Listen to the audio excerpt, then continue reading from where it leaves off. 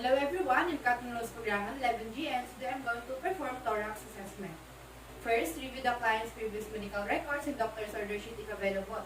To know small background and history and to ensure that your patients get the right care at the right time. Prior to the conduct of the procedure, first I'm gonna have to review my client's previous medical record, history, and current treatment procedures. So, next, determine the scope of assessment needed, prepare the necessary equipment. Second would be the determine the scope of assessment, which is today include the anterior posterior thorax and lungs using the IPDA inspection, palpation, precaution, and auscultation, and of course prepare the necessary equipment needed such as the skin marker, the centimeter ruler, sterile gloves, and last is stethoscope. Next, perform hand washing, then gloves if deemed necessary to protect my patient and myself from infection and cause contamination. Also to prevent the spread of infection. Next, greet the client politely and the client's companion if around. Introduce self and verify the client's identity. Ask how the client would like me to call during the assessment. Establish rapport with the client. To ensure providing nursing care for the correct client with appropriate weight, good rapport creates a close and harmonious relationship with the patients. It allows you to understand your patients' feelings and communicate well with them. Good morning, ma'am. I'm Catherine Rose Programan, your student nurse for today. May I see your wristband, ma'am? State your name and birthday. Okay, ma'am. Thank you. How would you like me to call you? Okay. Next, explain the procedure to the client and how he or she can participate during the assessment. Provide the client the opportunity to clarify, ask, or raise any concern, so that the patient can know what will be conducted to them, also to address them with questions. Okay, Tricia, today I'll be doing the thorax assessment, which means I need you to stand up, sit down, to take off your clothes, and of course palpitate or touch your upper extremities. Will that be okay, ma'am? Do you have any question or clarification, Tricia? Okay. Next, ensure the client's comfort, privacy, and confidentiality. Assessment setting must assured to be safe, secured, and free from distractions. Position client to be seated comfortably. In woman, drop the anterior thorax when it is not being examined. No one from outside will be disturbed during the assessment. With all the information of the patients must be kept confidential only. Ma'am, I will close the curtains. Is that okay with you, ma'am? And I will close the door. Are you comfortable with the temperature of the aircon? It's okay. Okay, next.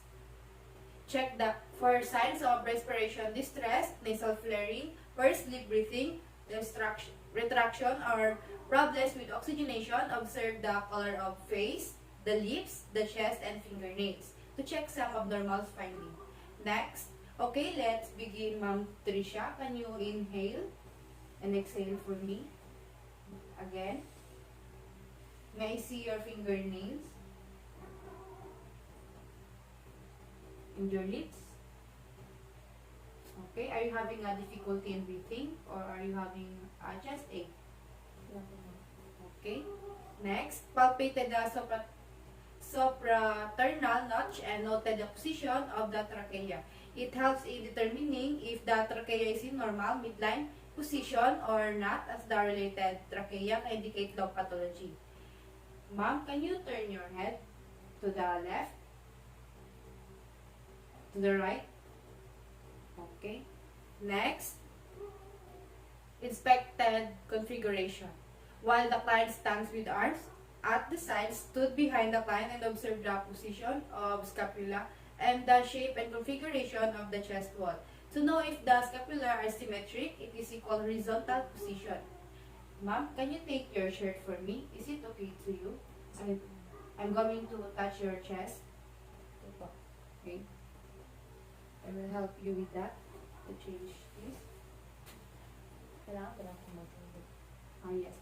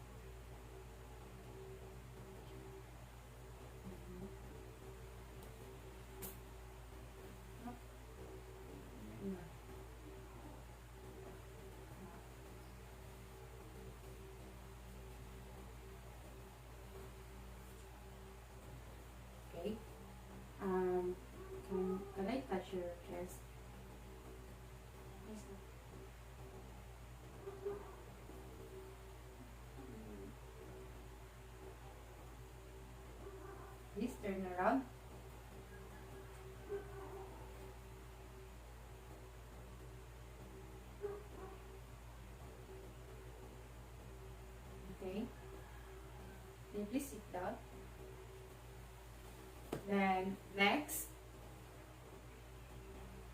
inspected the spinal alignment for deformities. From a lateral position, observe the three normal curvatures, cervical, thoracic, and the lumbar. To assess for the lateral deviation of the spine, scoliosis, observe the standing line from the rear, have the client bend forward at the waist, and observe from behind, palpate the posterior thorax. Next. Okay, ma'am.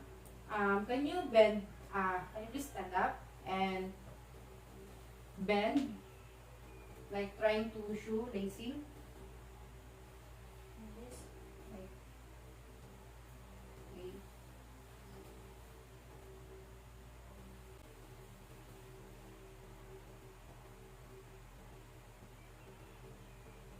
Okay. Next.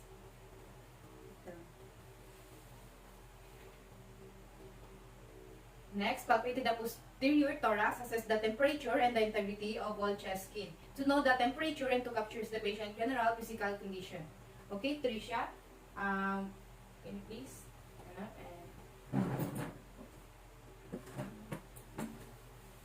and I'll be assessing temperature and the integrity of your chest skin. I'll be touching the chest again.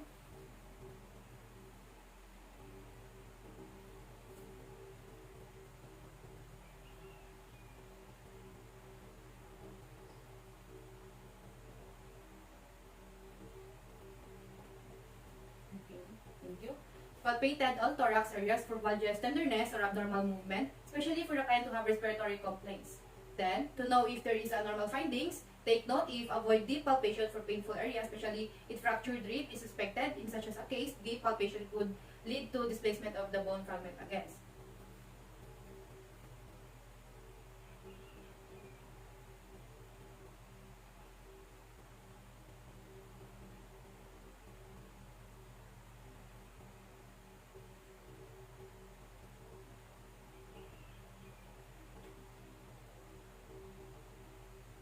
Okay, palpated the posterior thorax for respiratory excursion or thoracic expansion. Place the palm of both of your hands over the lower thorax with your thumbs adjacent to the spine and your fingers stretched laterally to know if the chest expansion is full of symmetry or asymmetry. And ask the client to take a deep breath while you observe the movement of your hands and lag in movement. The movement of the hand must be separated 3 to 5 cm during the inspiration. Okay? Can you inhale and exhale for me again? Again. Again. Okay. Then, palpate the thorax for vocal tactile fremitus, the faintly perceptible vibration. Place the palmar surface of your fingertips or the ulnar aspect of your hand or closed fist on the posterior thorax starting near the apex of the lungs to know if the fremitus is normal or absent. Then ask the client to repeat such a word as a blue moon or 1, 2, 3 to know if the patient feel that I touch them, then they should respond. Okay? Okay, Ma'am Tricia, I need you to say the word 1, 2, 3. 1, 2, 3. Then as I palpate your posterior thorax, is that okay to you, ma'am? Yes, ma'am. Okay. Then 1, 2, 3. 1, 2, 3. 1, 2, 3. 1, 2, 3. 1, 2, 3. 1, 2, 3. 1, 2, 3. 1, 2, 3. 1, 2, 3. Okay. Repeat the two-step moving your hand sequentially to the base of the lungs. Start toward the midline at the level of the left. Then scapula over the apex of the left lung and move your hand left to the right. Comparing finding bilaterally, move symmetrically downward and out to cover to the lateral portions of the lungs at the bases. To check if the first palpitation is the same as the last palpitation and to have an accurate findings. Okay, Trisha, I will repeat what I am doing, okay? Okay, say 1, 2, 3, 1, 2, 3. 1, 2, 3. 1, 2, 3. 1, 2, 3. 1, 2, 3. 1, 2, 3. 1, 2, 3. 1, 2, 3. 1, 2, 3. 1, 2, 3. Compare the fremitus of the both lungs and between the apex of the base of each lung using either one hand and moving it from one side of the client to the corresponding area on the other side or using two hands that are placed simultaneously on the corresponding areas of each side of the thorax to palpate and assess if there are abnormal findings. Next,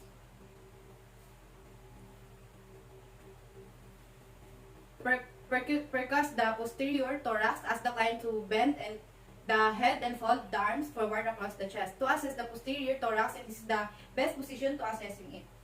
Okay, Trisha, bend your head and fold your arms forward across your chest. Okay, then next, percuss if the intercostal space is about 5 cm or 2 inches interval ng systematic sequence. Percussion notes resonate except over scapula. Trisha, I will be percuss your posterior thorax. Is it okay to you? Okay, next, compare one side of the lung with the other. If there are some differences or they are the same. Okay, let's begin to percuss.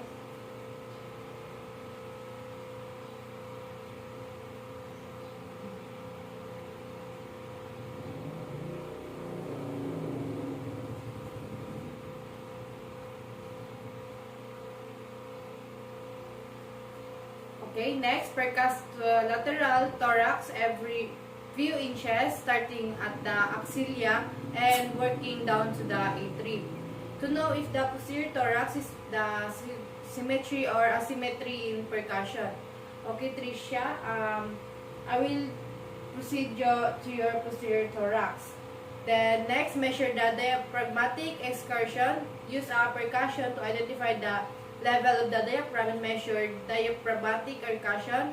Percuss downward from above the expected level of the diaphragmatic dullness until dullness is definitely to know how far the diaphragm is moving during breathing, max inhales and exhale. So, Trisha, I'm gonna percuss your posterior thorax so that I'll be able to identify the diaphragmatic excursion. Next, mark the level of full expiration after gaining the patient's permission for the marking. To know where part is full of expiration. So, Ma'am Trisha, is it okay to you if I put some of marks in the posterior thorax? Okay.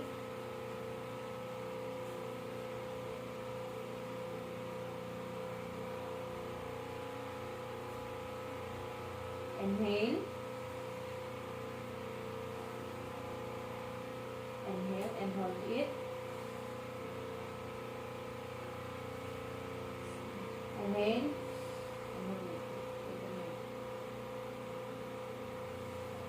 Exhale. Next, have the patient inhale deeply and hold it in. Then percuss the downward to the level of dullness and full aspiration and mark it. Then so that you will able to mark the spot where the sound changes from resonant to dull again. So Trisha, please inhale again deeply and hold it for me.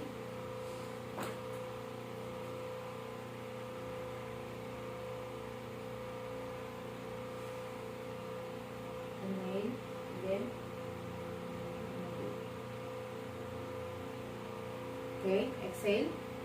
Next, repeat this process on the other side. Measure the distance between the expiratory and inspiratory level of dullness to know if both sides are similar, and then to know how long the distance between the expiratory and then inspiratory level of dullness. Okay.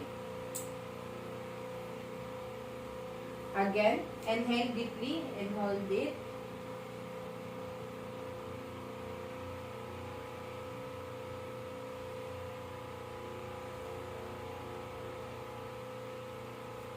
Okay, exhale. And last, measure it.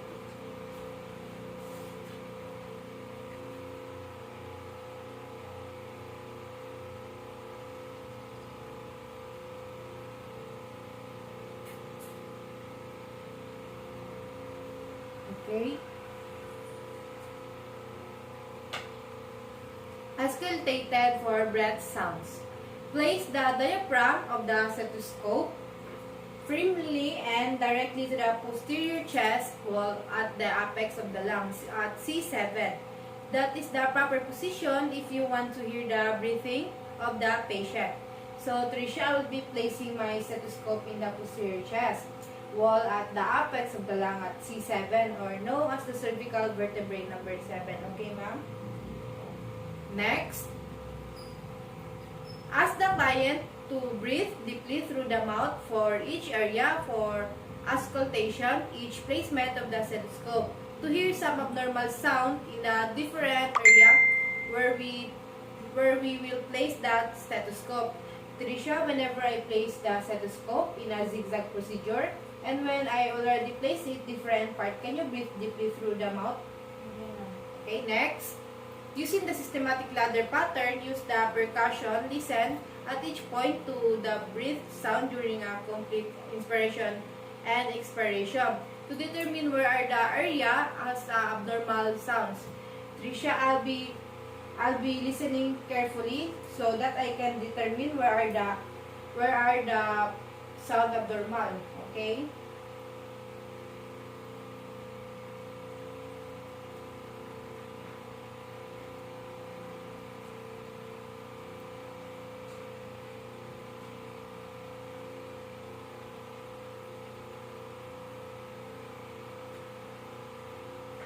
Next, compare the findings at each point with the corresponding point on the opposite side of the thorax. Note the location of the chest wall where adventitious sounds are heard as well as the location as such sounds within the respiratory cycle. To know if all the parts is normal or abnormal, note where is the part where there is adventitious sounds to add it in the findings. Okay, Tricia, we're done assessing.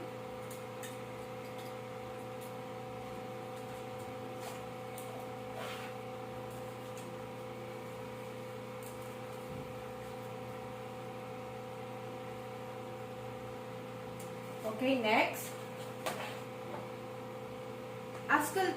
We're going to auscultated voice sound. Follow the same pattern as above.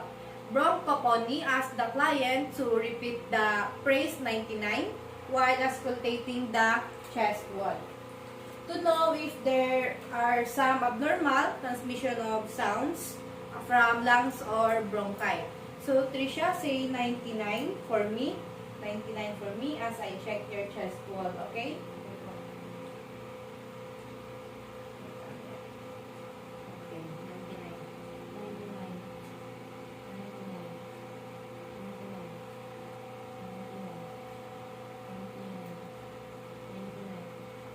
Okay? So, next is egophony. Ask the client to repeat the letter E while listening over the chest wall. This is the confirm the presence of the bronchial breath sounds. Okay, next say letter E. E. Wait. Okay. E. E. E. E. E. Okay, next. Whispered pectoriloquy. Ask the client to whisper the phrase 1, 2, 3 while auscultating the chest wall to evaluate the presence of lung consolidation. Now whisper 1, 2, 3. Okay. Whisper. 1, 2, 3. Whisper. Whisper. 1, 2, 3.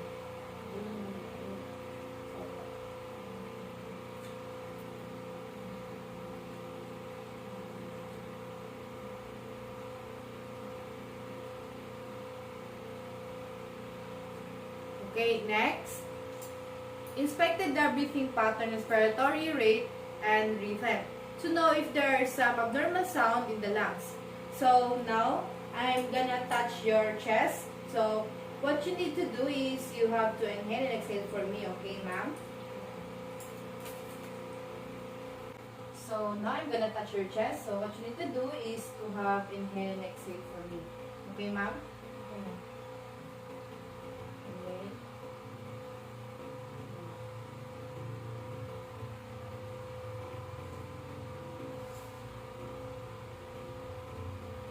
Next, inspect the coastal angle formed by the intersection of the coastal margins at the angle at which the ribs enter the spine. To know if when I face the coastal angle, or have a pain. If it had a pain that indicate possible kidney infection. Okay, Ma'am Tricia, I will go into physical angle and tell me if it hurts, okay? Can you please stand up?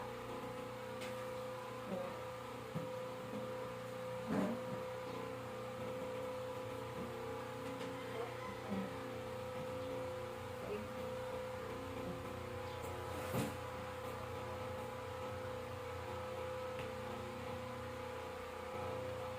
Is it hurt? Do you feel any pain? Okay, this one.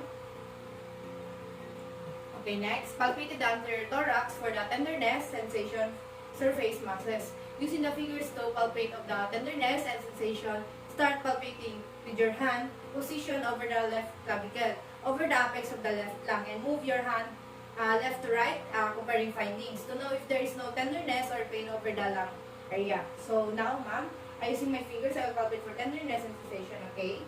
Next, move your hand systematically downward toward the midline at the level of the breast and outward at the base and to include lateral aspect of the lungs to palpate the other area that needed to assess. So now, ma'am, I will be moving my hand systematically downward towards for midline level of the breast part and outward lateral aspect of the lungs. Is it okay to you?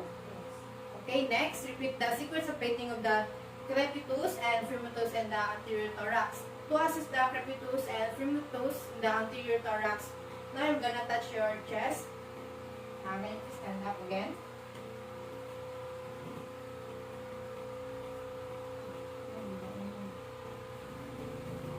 Okay. Then, inhale. Exhale.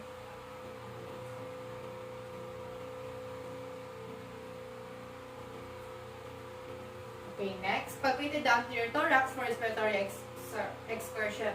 This is the palms on both of your hands on the lower thorax with your fingers and laterally along the lower rib cage and your thumbs along the costal margins. To palpate the lower thorax, lower rib cage, and costal next. Okay, Tricia, can you take a deep breath? Okay.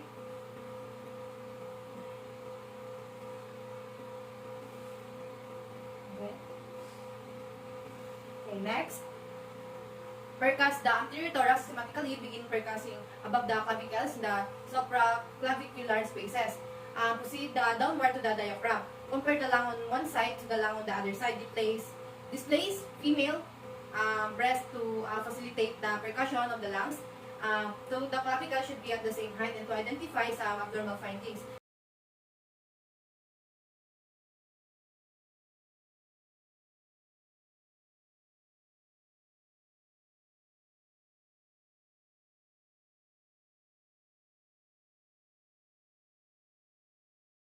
Auscultated for anterior breath sounds, adventitious breath sounds, and voice sounds. Auscultated the trachea to assess the airflow through the trachea bronchi tree.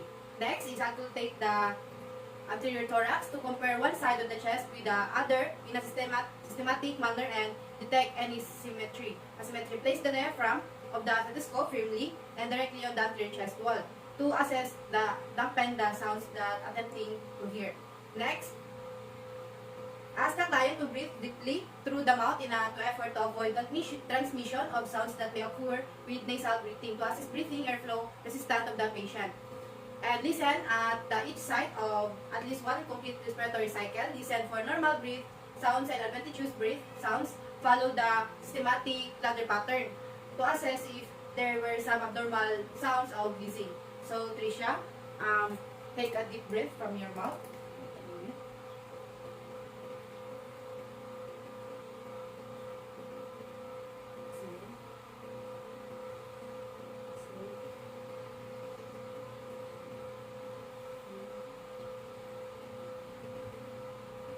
Next, summary and close phase. So going to the summary and close phase, summarize the information obtained during the working phase and discuss the findings to the client. Discuss with the client possible plans to resolve their health concern if present to be able to know all the results in the whole assessment. And before that, please, ma'am, change your t-shirt, please.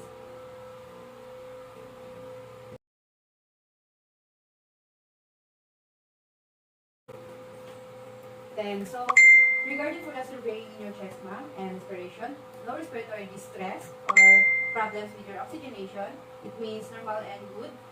So, in examining the posterior thorax, your spine is systematically aligned. Spinal column is straight, right and left shoulder and hips are the same height. And of course, during the palpation of the posterior thorax, your skin is intact. And your palpation of the posterior thorax, your temperature is uniform for the respiratory. You have a full and systematic storage and expansion. So for the thorax, for vocal fremitus, fremitus is here clearly, which is good. So during the percussion, you have a normal diaphragmatic excursion, that is vesicular and bronchovesicular breath sounds so far. So far as those breath sounds, you have a quiet rhythm and effortless respiration. So in assessing the anterior thorax, we pump it until your thorax and it is full systematic. So during the request, resonate sound, this is really flat over the area and heavily muscle down on the areas over the heart and the tympanic over the underlying stoma. So it is an auscultating your anterior thorax. You have an adventurous breath. So your finding shows it is all good and normal at all. And do you have any concern, queries, or clarification, Tricia? Okay, next.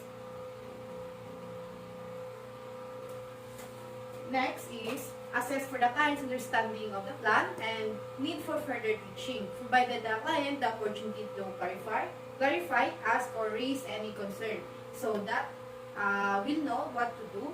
So, ma'am, don't forget to do exercise and stay healthy all the time, okay? And if you feel something that you can trigger, you feel free to come back here so that we can have another assessment. Next, thank for the client and ended the interview politely.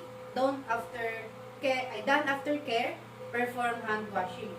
So, Tricia, thank you for your time and effort for participating. Then, document and findings in the client record using printed or electronic form of checklist supplemented by narrative notes when appropriate to record the overall result of the assessment. Okay, so we're done. Thank you for watching.